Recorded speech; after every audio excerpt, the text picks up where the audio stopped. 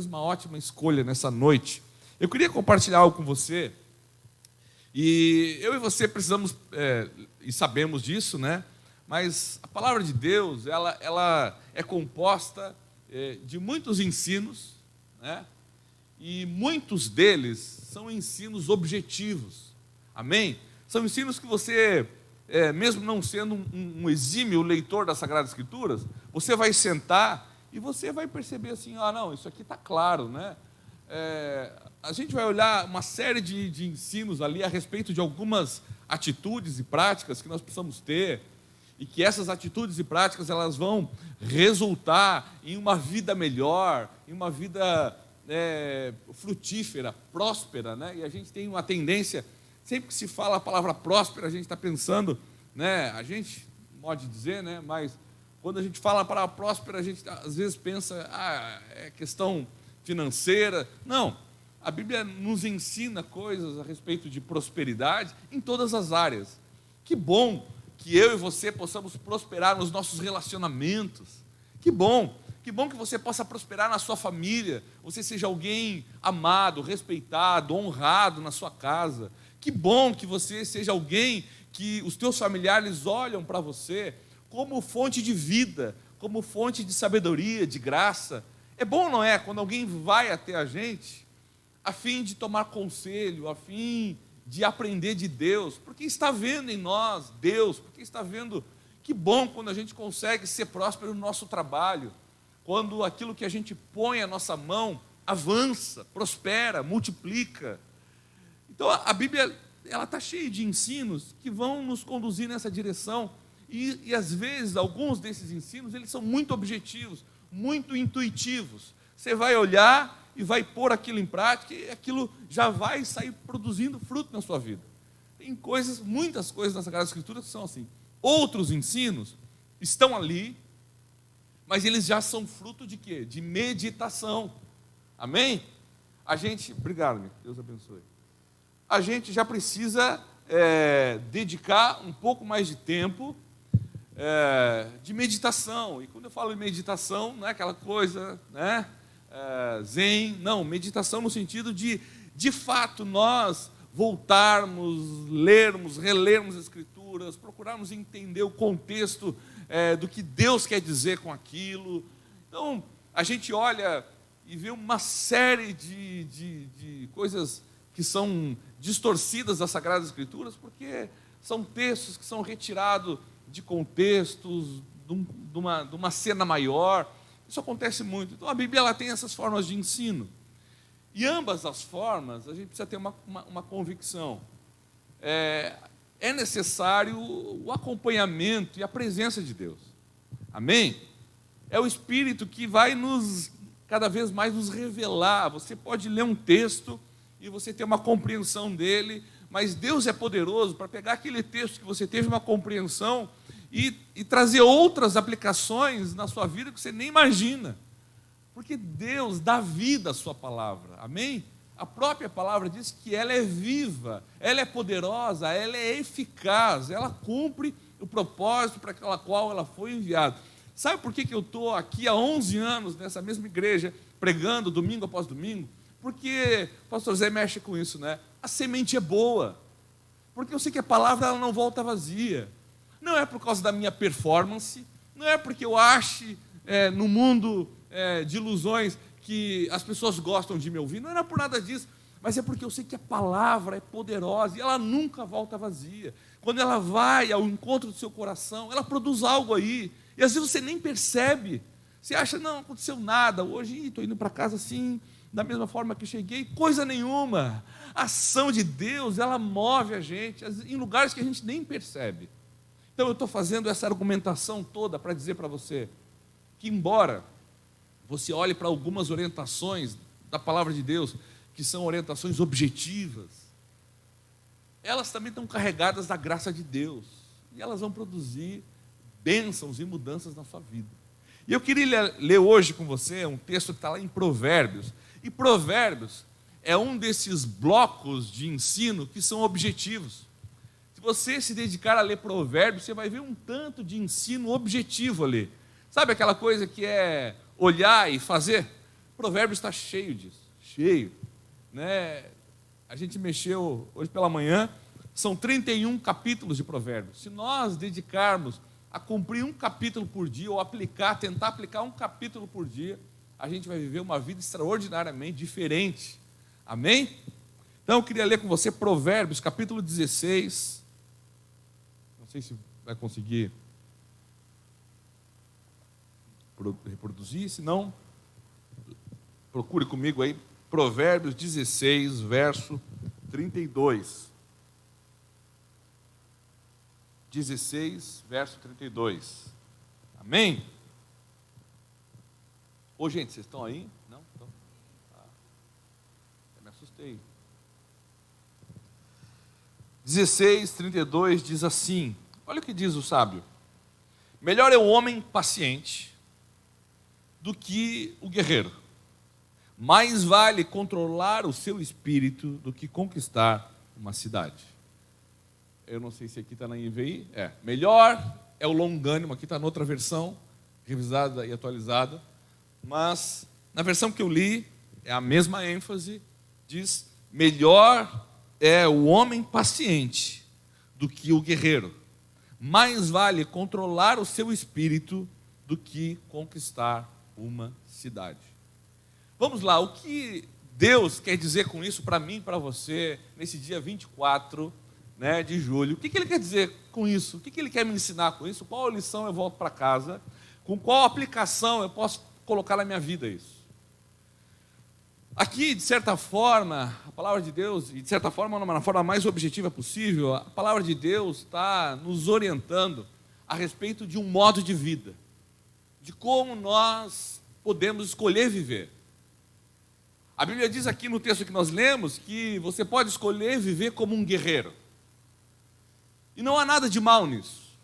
Na verdade, o apelo que nós encontramos hoje é para que vivamos como um guerreiro, como guerreiros.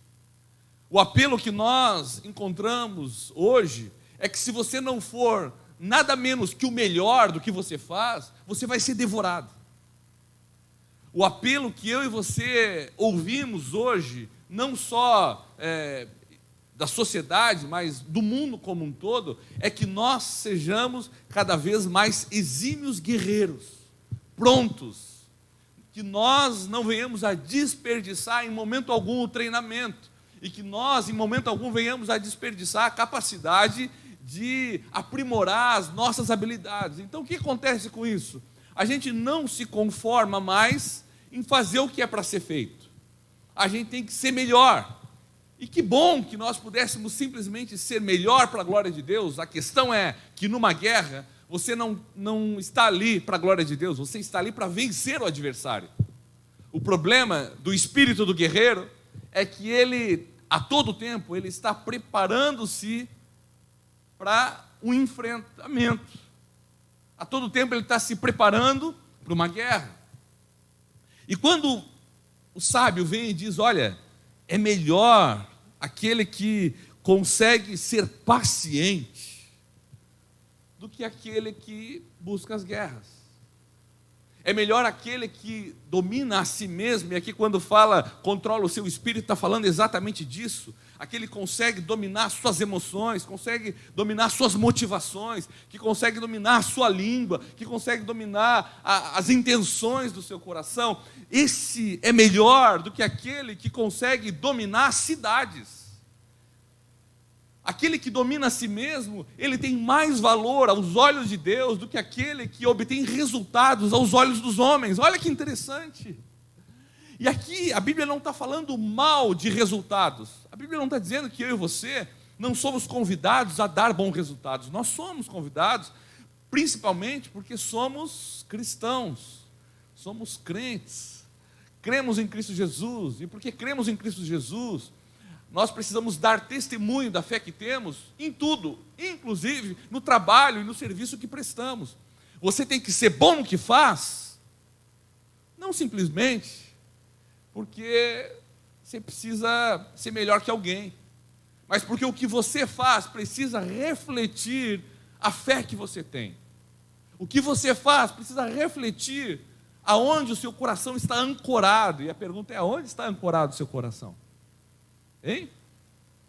E o texto que está dizendo aqui, ele vai apontar para um ensinamento que o próprio Jesus aplicou na sua vida. Quando a gente olha para o ministério de Jesus, a gente vê que Jesus, em suas mãos, tinha toda a autoridade, todo o domínio para pôr os seus adversários debaixo dos seus pés. E ele o fez.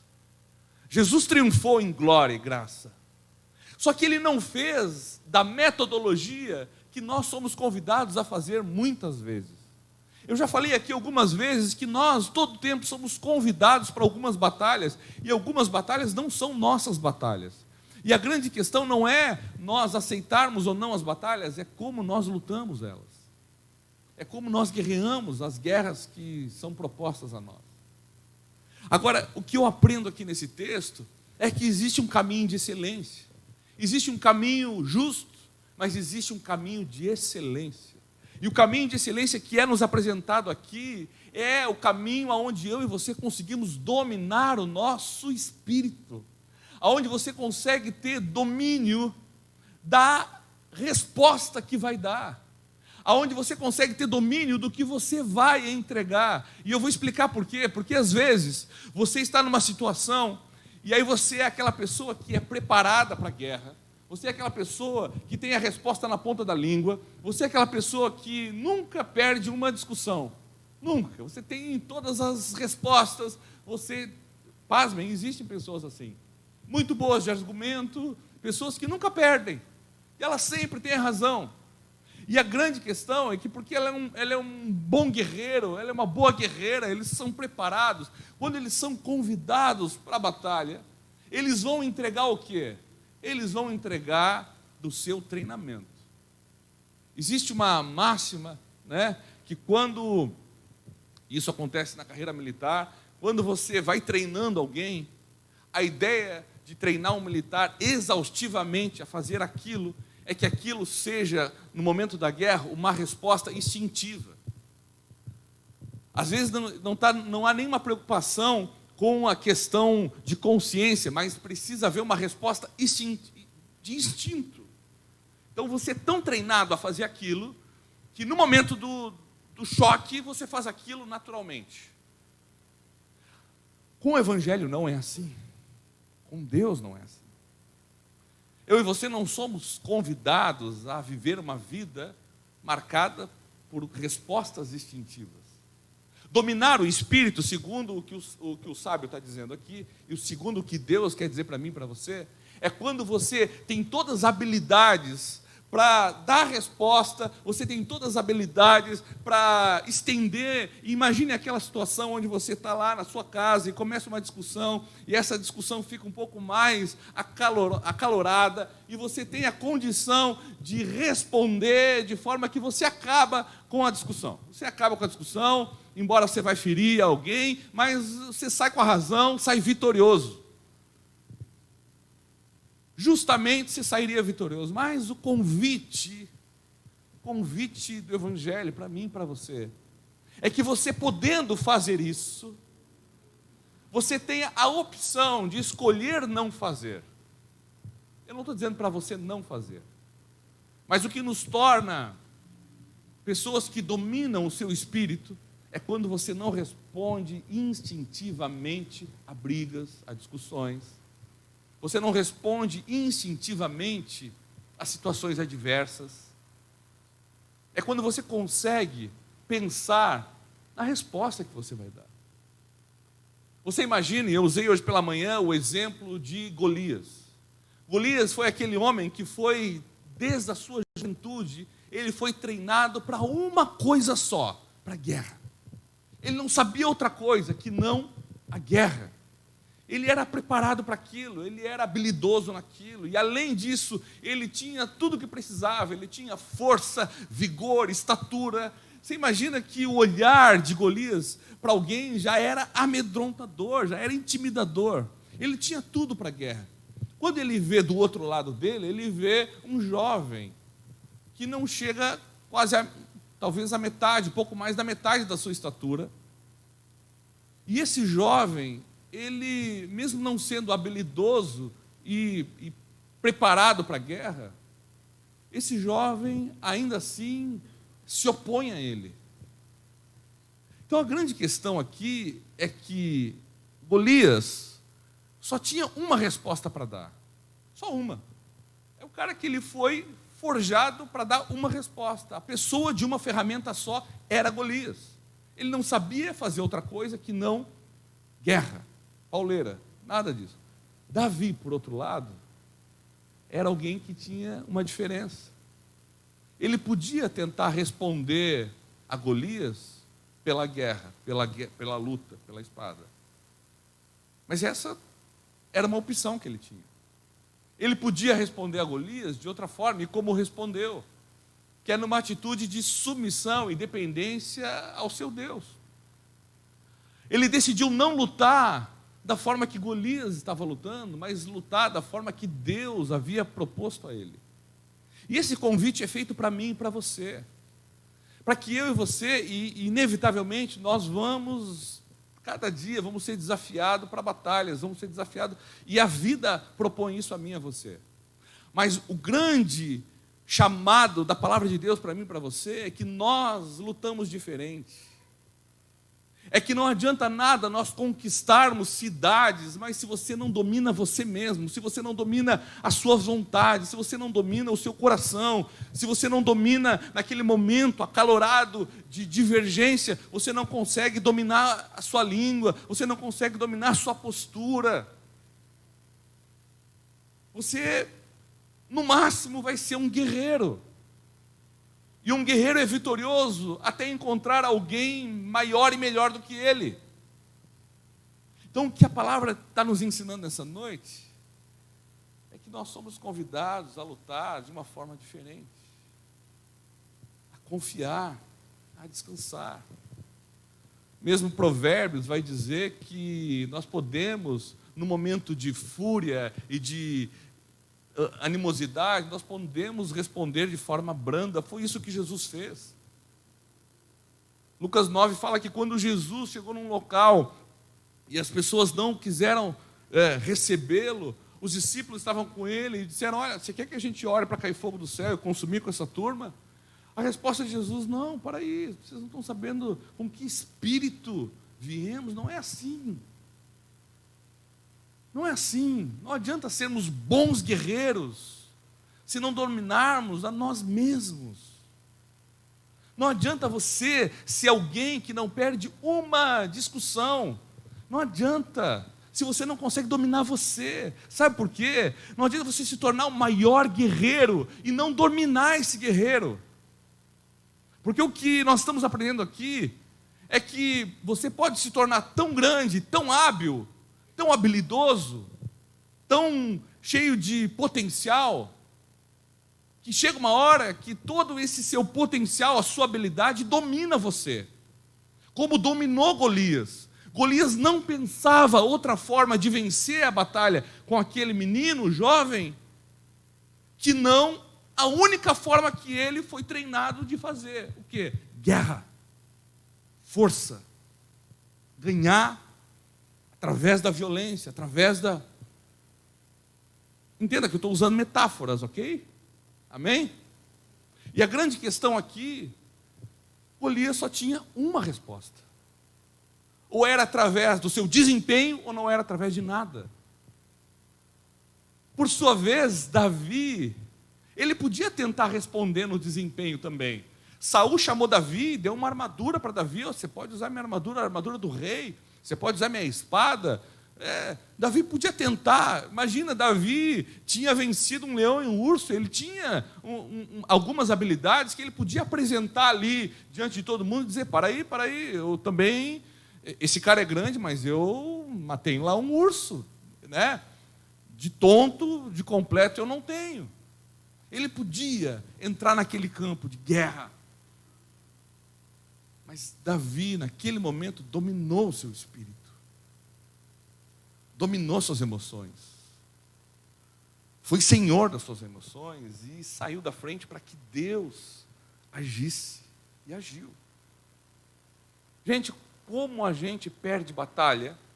Porque confia no nosso desempenho. Como a gente entra em situações que não são produtivas, que não dão glórias a Deus e que não produzem frutos bons nas nossas vidas, porque nós confiamos no nosso desempenho. Como a gente é motivado por conquistas, e a gente quer conquistar, e cada vez mais a gente está sendo empurrado para isso, o mundo nos empurra para conquistar coisas. Se você não conquista, se você não tem, se você não é.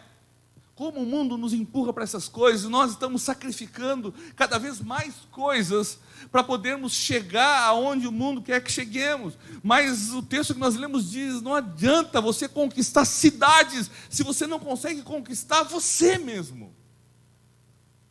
Se você não tem domínio sobre você, não adianta. Você vai ser um guerreiro como Golias, que apesar da sua grande armadura, tinha uma falha, tinha um espaço, e naquele espaço ele foi atingido e caiu. O grande desafio para mim e para você é esse. É nós dominarmos o nosso eu, dominarmos o nosso espírito, as nossas motivações. Isso vai nos livrar de muitas discussões, de muitas brigas, de muitos incômodos. E entenda, eu não estou convidando você a uma vida de passividade, dizer assim, não, a partir de hoje eu vou virar aquela pessoa assim, que todo mundo pisoteia, eu não vou responder nada. Não é isso. É você tomar decisões acertadas na sua vida, de forma que você pode escolher o caminho, você pode construir o caminho. Em momento nenhum, alguém desviou o caminho de Jesus. Quando ele se entrega como ovelha muda ao matadouro, ele está trabalhando de acordo com o propósito que Deus já tinha revelado para ele. Nada desviou ele do caminho dele, nada. Ele sabia onde tinha que chegar. Ele não saiu comprando qualquer batalha que aparecia. Ele literalmente, ele dominou a situação do começo ao fim. É esse o convite que eu e você temos. Sabe por quê? Porque isso é que produz vitória para a gente. Amém? E a gente precisa entender uma coisa. Deus, querido, você está aqui nessa noite. Deus quer que você seja de fato um vitorioso, uma vitoriosa. Não há sombra de dúvida nisso. Você não é chamado para ser alguém que vai ser pisoteado, que vai estar sempre deixado para trás, que vai ser aquela pessoa que está ali, não é expressiva. Muito pelo contrário, eu e você somos convidados a marcar a nossa geração, a sermos expressivos, a sermos vistos, a fazermos a boa diferença onde quer que formos. Entenda uma coisa, você é chamado para fazer diferença onde você está hoje. Ah, pastor, mas eu estou num serviço horrível. Querido, você está lá, e você pode fazer diferença lá. Deus te plantou lá com um propósito eterno, maravilhoso, para você ser um influenciador, uma influenciadora, para você fazer a boa diferença lá. Agora, comece dominando o seu coração, comece dominando as suas emoções. Não ache que você vai obter a vitória tendo um bom desempenho, sendo muito habilidoso, sendo mais virtuoso que os outros. Não. Olha o que a palavra de Deus nos dá, e ela nos dá um meio de como fazer isso. Mas vem cá, como que eu domino o meu espírito? Como que eu não acabo descambando para essa vida que é simplesmente treinamento?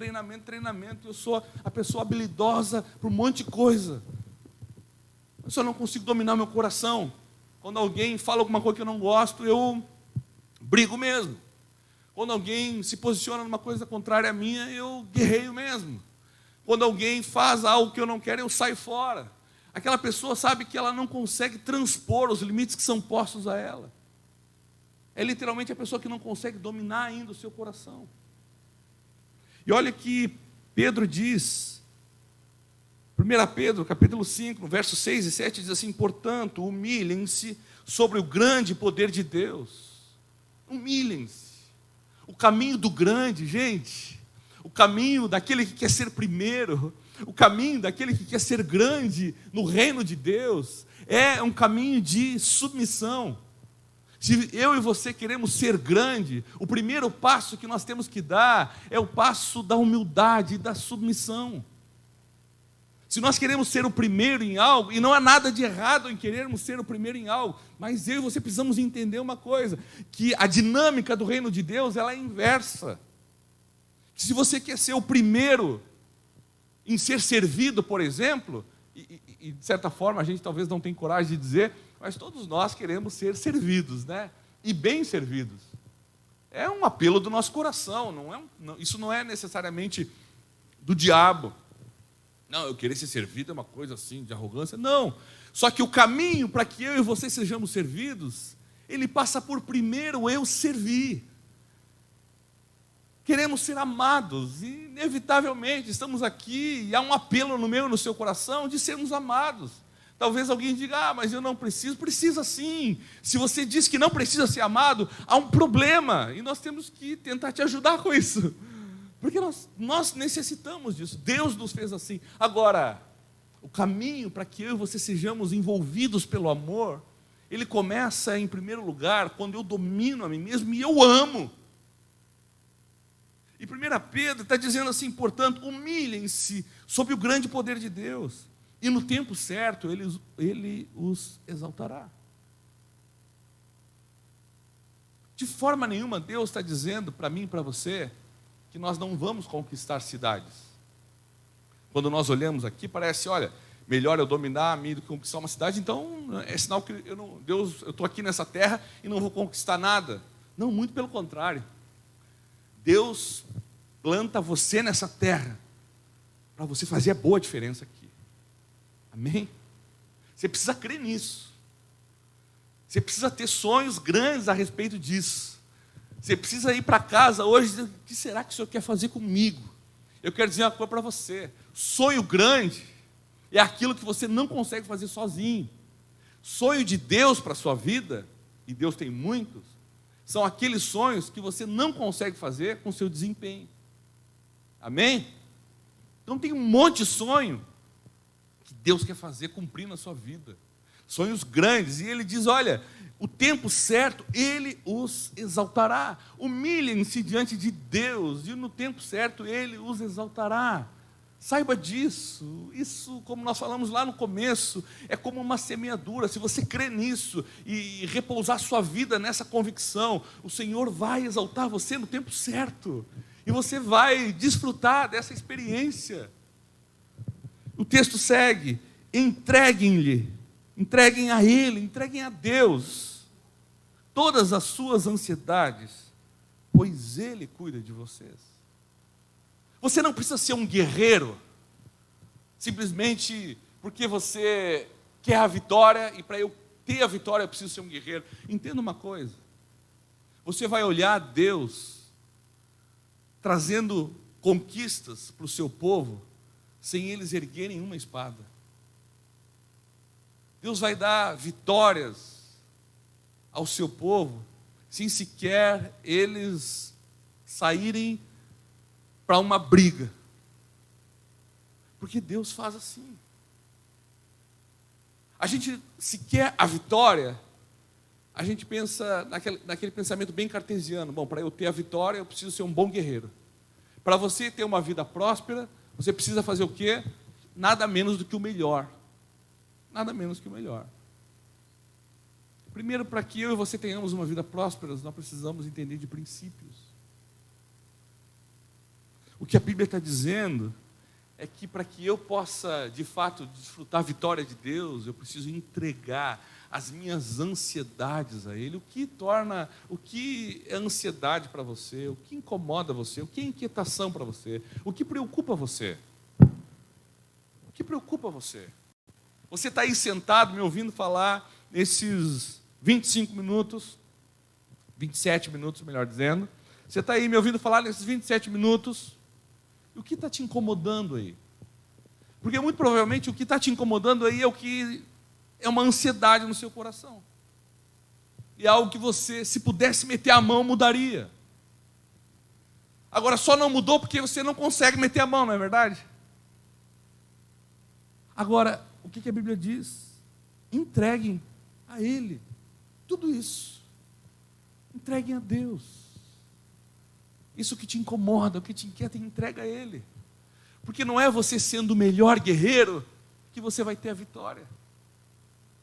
Mas é você dominando esse instinto que está aí dentro de você, dizendo para você, não, tu tem que ser o melhor. Tu tem que ser o cara. Tu tem que ser a top. Tu tem que ser a melhor. Se tu não for a melhor, você não vai chegar lá. Isso é um ledo engano. E eu não estou desconsiderando o fato de que nós devemos trabalhar em tudo. Para a gente ter um bom casamento, a gente precisa trabalhar para isso, gente. Muito. Mas o meu bom casamento não é fruto do meu muito trabalho. O meu bom casamento precisa ser fruto da ação extraordinária de um Deus que eu entrego a Ele as minhas ansiedades. Eu tenho um filho de 4 anos. É uma coisa que está no meu dia a dia, o que vai ser dele. Porque quando eu ligo a TV, quando eu vejo as notícias, o meu coração é convidado, naquele mesmo instante, para que eu me torne um guerreiro para preservar o meu filho, porque senão ele não vai ter vitória na vida, querido, ele não vai ter vitória na vida só se Deus não quiser. Porque nós somos convidados, e aqui o texto torna isso muito claro, a entregar a Deus as nossas ansiedades, o que te incomoda, o que te inquieta, o que faz você não conseguir ficar em paz. Isso você precisa entregar a Deus. Pastor, mas isso é muito difícil. Pois bem, quando você conseguir entregar a Deus algo que é muito difícil de você entregar, é o primeiro passo para você cumprir aquilo que nós estamos falando aqui em Provérbios. É o primeiro passo para você dominar o seu espírito. Exemplo, você não consegue ficar falando 20 minutos com um vizinho sem brigar. Dá um exemplo bem que não acontece aqui, eu tenho certeza. Você não consegue falar com o vizinho sem brigar. Quando você conseguir entregar essa inquietação, esse problema a Deus e confiar na ação dele, isso é o primeiro passo de você dominar o seu espírito. Eu podia dar outros passos mais objetivos que você já sabe. Ore mais, leia mais a Bíblia. E Deus vai operar em tudo isso, mas existem alguns passos que nós vamos ter que dar além de orar e além de ler a Bíblia. Amém? Então, quando aqui Pedro está dizendo, humilhem-se sobre o grande poder de Deus, e no tempo certo Ele os exaltará, entreguem-lhe todas as suas ansiedades, pois Ele cuidará de vocês, Ele cuida de nós, gente. Você tem um Deus que ama e cuida de você. Para que andarmos ansiosos diante de um Deus, diante da face de um Deus que tem o cabelo das nossas cabeças contados, diante de um Deus que põe tudo em ordem e põe a nossa vida em ordem. E que inclusive Ele bota uma barreira, um limitador, para que você não sofra provação nenhuma que seja além das suas capacidades, sabia? O inferno inteiro pode se levantar e dizer assim, eu vou esmagar essa pessoa. Mas Deus diz, não. Até esse limite você pode ir. E até onde as provações vêm, saiba de uma coisa. Você suporta. Você suporta. Você tem graça de Deus para isso. Deus deu a você todas as ferramentas que você precisa para isso. Humanamente, talvez não. Você imagina a cena de Davi chegando diante de Golias. 2,90 metros de altura, estima-se. Preparado para a guerra. Pronto. Chega aquele moleque, com pedras nas mãos, e uma funda. Motivo de chacota. Só que a diferença é que a resposta que Davi estava entregando para Golias não era que ele humanamente